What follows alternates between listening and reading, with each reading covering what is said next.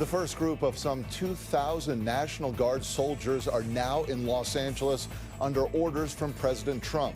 They're responding to immigration raid protests that at times have become violent.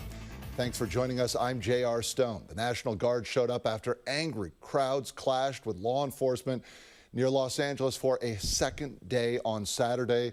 And we are seeing day 3 of protests, two groups merging into one big demonstration outside a detention center in downtown Los Angeles right now. Federal agents and LA police are at times clashing with protesters. We have seen officers using tear gas and other crowd control munitions at times. And we've seen protesters throwing objects at officers. The LAPD has just declared an unlawful assembly. The protests first broke out on Friday, fueled by anger over immigration raids in the area. ABC News reporter Alex Stone brings us the latest from Los Angeles. After 2 days of violent protests in the city of Paramount near Compton, south of LA, and outside of a federal building in downtown Los Angeles, today the National Guard has arrived, deployed by President Trump under his authority as Governor Gavin Newsom opposes a move.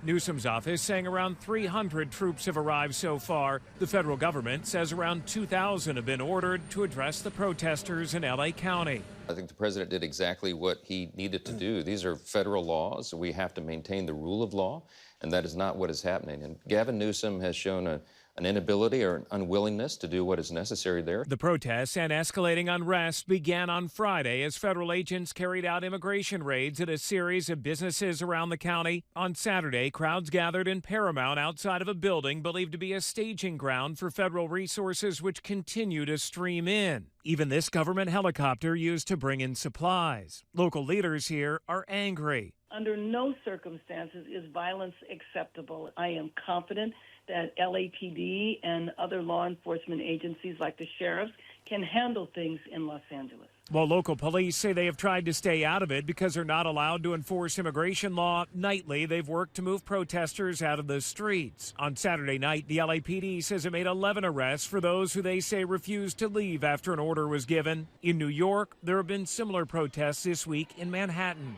The Department of Homeland Security lawyers are persuading immigration judges to close their applications for asylum without due process.